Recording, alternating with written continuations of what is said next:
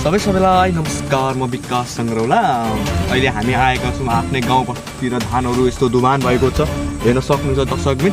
आज पनि पानी पर जस्तो देखिन्छ, तर पनि अब भगवान् भरोसा अब के हुन्छ। अब आज पनि भोलि पनि पानी पर्यो भने त हामी अन्नहरू धेरै जस्तो हामी नपाउने अभाव जस्तो देखिन्छ।